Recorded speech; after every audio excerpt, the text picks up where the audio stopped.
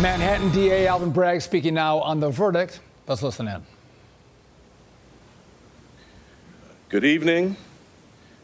First and foremost, I want to thank the jury for its service.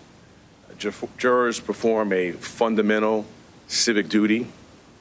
Their service is literally the cornerstone of our judicial system. We should all be thankful for the careful attention that this jury paid to the evidence and the law and their time and commitment over these past several weeks. 12 everyday New Yorkers, and of course, our alternates, heard testimony from 22 witnesses, including former and current employees of the defendant, media executives, book publishers, custodians of records, and others. They reviewed call logs, text messages, and emails. They heard recordings. They saw checks and invoices, bank statements, and calendar appointments. This type of white-collar prosecution is core to what we do at the Manhattan District Attorney's Office. In the 1930s, District Attorney Thomas Dewey ushered in the era of the modern, independent professional prosecutor. For now nearly 90 years, dedicated professionals in this office have built upon that fine tradition. A major part of our practice during that nearly 90 years has been public integrity work, including cases involving jurists, local and state electeds, public servants, and others. I want to thank this phenomenal prosecution team, embodying the finest traditions of this office: professionalism, integrity, dedication, and service. They are model public servants, and I am proud and humbled to serve side by side with them. The 12 everyday jurors vowed to make a decision based on the evidence and the law, and the evidence and the law alone. Their deliberations led them to a unanimous conclusion, beyond a reasonable doubt, that the defendant, Donald J. Trump, is guilty of 34 counts of falsifying business records in the first degree to conceal a scheme to corrupt the 2016 election. And while this defendant may be unlike any other in American history, we arrived at this trial and ultimately today at this verdict in the same manner as every other case that comes through the courtroom doors, by following the facts and the law and doing so without fear or favor. I want to conclude by expressing deep gratitude to the NYPD and the officers of the Office of Court Administration for securing the courthouse, all of our safety, making sure the courthouse and all of the other matters that are important in their own right continued seamlessly. They will continue to be and have always been incredible partners. Thank you.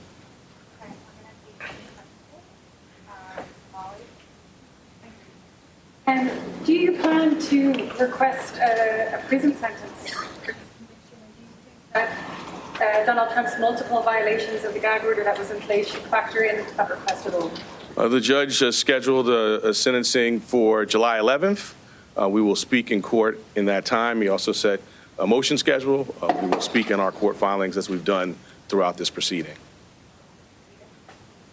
Donald Trump has repeatedly targeted you personally and members of your prosecution team. Do you have a response to the former president after this trial is concluded?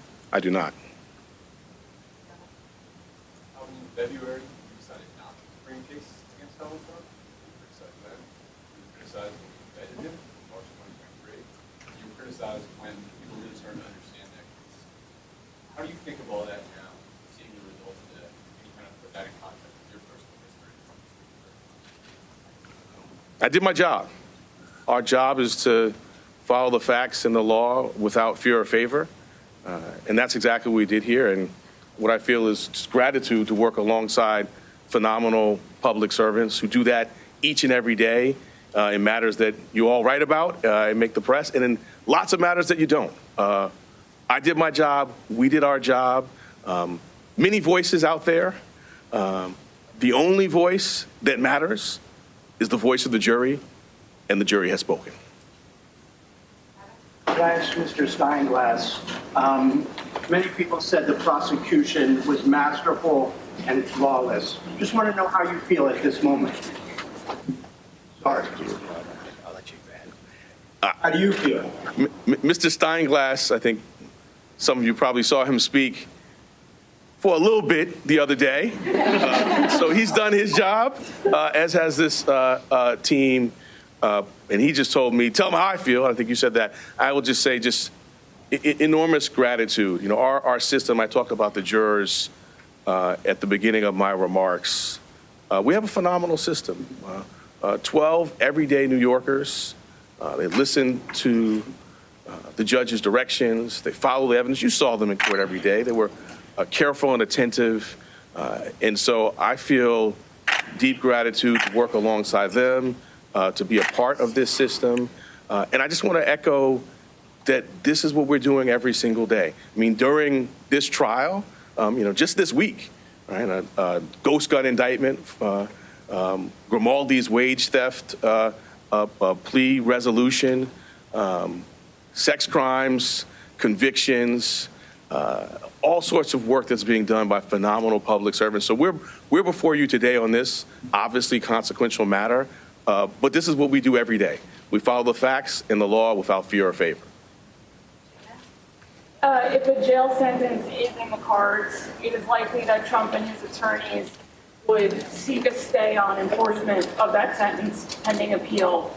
If that were the scenario, would your office object to staying the sentence?